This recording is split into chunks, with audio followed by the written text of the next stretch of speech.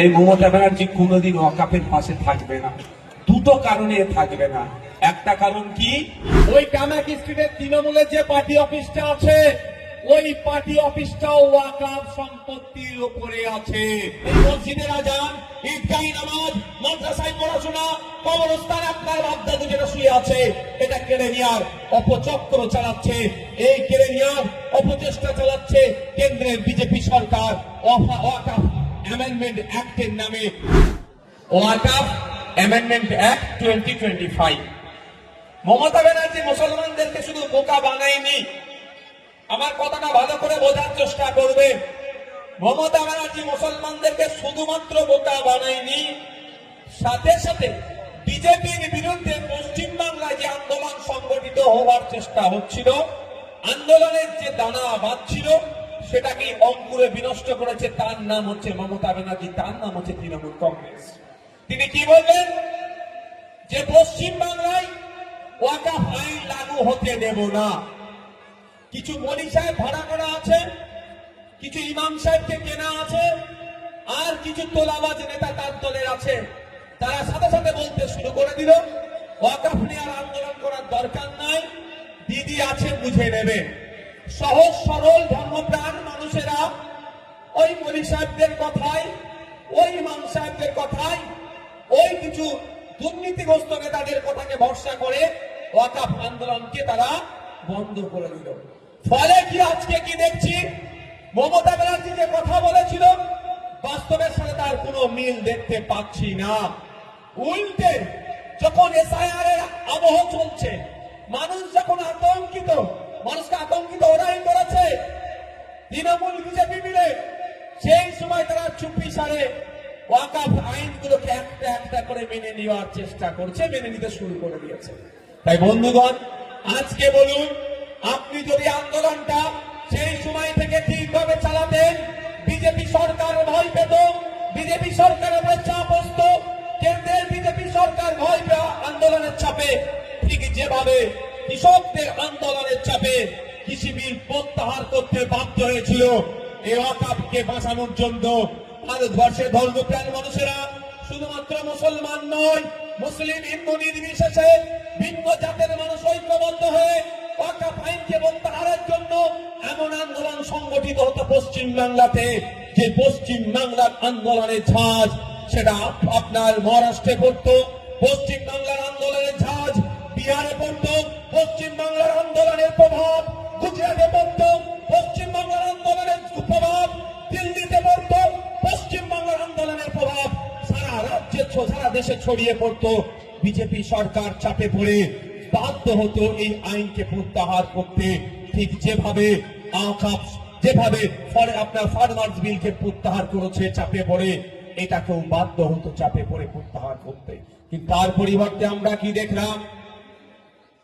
না, তার পরিবর্তে আমরা কি দেখলাম? এই মমতা ব্যানার্জি আপনাকে আমাকে প্রথমে হুমকি দিল, যদিও এই হুমকিতে আমরা ভয় পাইনি, হুমকির বিরুদ্ধে আমরা লড়াই করে গিয়েছি। ভাঙড়ে 3000 মানুষকে মামলা দিয়েছে, আমিও 5টা মামলা খেয়েছি। স্টেজে অনেকে বসে আছে, এই ওয়াকাফ সংশোধনী আইনের জন্য মিথ্যা মামলা খেতে হয়েছে। এই মামলা দিয়ে আন্দোলনের গতিপথকে রুদ্ধ করার চেষ্টা করেছিল। তখন মনে এত পাপ ছিল, আপনারা সহজ সরল মানুষ বুঝতে পারেননি। আজকে বলুন, আপনারা এই মসজিদের আজান, ঈদগাহি নামাজ, মাদ্রাসায় পড়াশোনা, কবরস্থানে আপনার বাপদাদু যেটা শুয়ে আছে, এটা কেড়ে নেওয়ার অপচক্র চালাচ্ছে। এই কেড়ে নেওয়ার অপচেষ্টা চালাচ্ছে কেন্দ্রের বিজেপি সরকার ওয়াকাফ অ্যামেন্ডমেন্ট অ্যাক্টের নামে। তাই আজকে মমতা ব্যানার্জি সেই আইনটাকে সারা কি করলো, মেনে নিল। এখন আপনি বলুন, এই মমতা ব্যানার্জি আর মোদীর মধ্যে তফাৎ আছে? এর জোর কথাই বলতে হবে আপনাদের। আছে, মমতা ব্যানার্জি আর মোদীর মধ্যে তফাৎ নাই। মোদী আর মমতা আলাদা নয়, বিজেপি আর তৃণমূল আলাদা নয়। সরাসরি উত্তরপ্রদেশে আইনকে লাগু করার চেষ্টা করছে, আর পশ্চিমবাংলায় মমতা ব্যানার্জি হাত পা বেঁধে লাগু করার চেষ্টা করছে। আজকে আপনি কোথায় বলুন, মাঝ সমুদ্রে আপনাকে জাহাজে করে নিয়ে গিয়ে ছেড়ে দিয়ে চলে এসছে মমতা ব্যানার্জি। এই মমতা ব্যানার্জি কোনোদিন ওয়াকাফের পাশে থাকবে না। দুটো কারণে থাকবে না। একটা কারণ কি, কি কারণ হতে পারে? আরএসএস এর নির্দেশ অক্ষরে অক্ষরে পালন করতে হবে মমতা ব্যানার্জিকে। আর দ্বিতীয় মমতা ব্যানার্জির ক্যাবিনেটের মন্ত্রী। মমতা ব্যানার্জি যেখানে বসে তার পাশে যে মন্ত্রীরা বসে থাকে, আর পাশের মন্ত্রীরা ওয়াকফ চুরি করে রেখে দিয়েছে। ক্যামেরা হচ্ছে তো নাকি? এখানে ক্যালকাটা পুলিশের লোকজন আছে, এসবির লোকজন আছে, আইবির লোকজন আছে, তারাও নোট করছে আমার বক্তব্য আমি কি বলছি। হ্যাঁ, তাদের উদ্দেশ্যে বলছি, মিডিয়ার উদ্দেশ্যে বলছি, মমতা ব্যানার্জি ওয়াকফ সম্পত্তি বাঁচানোর লড়াইয়ে যাবে না। কারণ ওয়াকফ সম্পত্তি বাঁচানোর যদি সত্যিকারের অর্থে লড়াইয়ে যেত, তাহলে মমতা ব্যানার্জি আগে বলতো কাকে? একটা কি আছে গো, একটা ডক্টর আছে না, ওই হেকিম নাকি বলে গো, বুঝতে পারছো কার নাম বলছি? হ্যাঁ, আরে বাবা একটু মেডিকেলের ভাষায় কি বলে? ডক্টর বলে, আর উল্টো কি বলে তাদেরকে? বুঝতে পারছে না? মমতা ব্যানার্জির ঘনিষ্ঠ ক্যাবিনেটের মিনিস্টার সে ওয়াকফ সম্পত্তি দখল করে রেখেছে। আমি এটা বিধানসভার মধ্যে বলেছিলাম যে আপনারা ওয়াকফ সম্পত্তি বাঁচানোর গল্প বন্ধ করুন। ক্যাবিনেটের মিনিস্টার, পশ্চিমবঙ্গ বিধানসভার এমএলএ, সেও ওয়াকফ সম্পত্তি দখল করে রেখে দিয়েছে। অনেক এমপি আছে তৃণমূলের, ওয়াকফ সম্পত্তি দখল করেছে। অনেক কাউন্সিলর আছে, অনেক প্রধান আছে, অনেক উপপ্রধান আছে, অনেক পঞ্চায়েতের সদস্য আছে তৃণমূলের অনেক নেতারা আছে, ওয়াকফ সম্পত্তি দখল করেছে। ওই জন্যই মমতা ব্যানার্জি ওয়াকফ বাঁচানোর লড়াই নামবে না।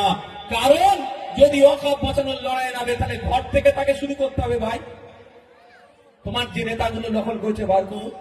আর সর্বোপরি কি বলছি আপনাকে জানেন, মমতা ব্যানার্জি ওয়াকফ সম্পত্তি বাঁচানোর লড়াইয়ে নামবে না। কারণ আপনারা জানেন, বিখ্যাত এখন চর্চিত একটা জায়গার নাম হয়েছে, জায়গাটার নাম কি? কি স্ট্রিট গো? ক্যামাক স্ট্রিট। কলকাতায় একটা জায়গার নাম আছে ক্যামাক স্ট্রিট। ওই ক্যামাক স্ট্রিটে তৃণমূলের যে পার্টি অফিসটা আছে, ওই পার্টি অফিসটাও ওয়াকফ সম্পত্তির উপরে আছে। সেই জন্য মমতা ব্যানার্জি বিজেপিকে আরো সুযোগ করে দিচ্ছে। জানে যদি আগামী দিনে নওশাদরা, তাপস ব্যানার্জিরা, বিশ্বজিৎ মাইতিরা যদি ধর্মনিরপেক্ষ সরকার আসে, তাহলে কিন্তু ওই পার্টি অফিস থাকবে না, ওয়াকফ সম্পত্তিটা আবার ফিরে যাবে। সেই জন্য আগে থেকেই বাবা বিজেপি তুমি আইনের মাধ্যমে দখল করে নাও, সে সুযোগ করে দিচ্ছে। আমি এত বড় কথা বলে গেলাম। ক্যামাক স্ট্রিটের যে পার্টি অফিসটা আছে, ওই পার্টি অফিসটা হচ্ছে ওয়াকফ সম্পত্তির ওপরে আছে। তাও ইস্পাহানিদের সম্পত্তি, এটাও আমি বলে গেলাম। ইসি নাম্বার পর্যন্ত আমার কাছে আছে, মুখস্থ নাই ভাই, নাহলে ওটাও বলে দিতে পারতাম। ভাবতে পারছেন? বুঝতে পারছেন কি বলছি? সেই মমতা ব্যানার্জি নাকি আপনার সম্পত্তি বাঁচাবে। লুটতে যারা ব্যস্ত, যারা তোলাবাজিতে ব্যস্ত, যারা আপনার নামে যে টাকা বরাদ্দ হয়েছে সেটা কেড়ে নিতে ব্যস্ত, দেউচা পাঁচামিরে আদিবাসীদের জমি কেড়ে নিতে ব্যস্ত, জঙ্গলের জমি কেড়ে নিতে ব্যস্ত, জল জমি জঙ্গল স্বাভাবিক অধিকার আদিবাসীদের, সেটা কেড়ে নিতে যারা তৎপর, তারা নাকি আপনার সম্পত্তি বাঁচাবে। এরাও টকে টকে আছে আপনার সম্পত্তিটা কিভাবে দখল করা যাবে। তাই আপনার সম্পত্তি মানে আপনাকেই বাঁচাতে হবে। আদিবাসী সম্পত্তি আদিবাসীকেই বাঁচাতে হবে, জঙ্গলের অধিকার আদিবাসীকেই বাঁচাতে হবে। কিন্তু আদিবাসী লড়াইয়ে আপনাকে সাথ দিতে হবে, আপনার লড়াইয়ে আদিবাসীকে সাথ দিতে হবে। তা বন্ধুগণ, ঐক্যবদ্ধ হতে হবে, দলবদ্ধ হতে হবে। বিজেপি চাইছে হিন্দু মুসলমানের মধ্যে বিভাজন করে দিই, যে যার লড়াই সেটাকে বুঝে দিই। কিন্তু আমরা ইন্ডিয়ান সেকুলার ফ্রন্ট, আমরা ওই তথ্যে বিশ্বাসী নয়।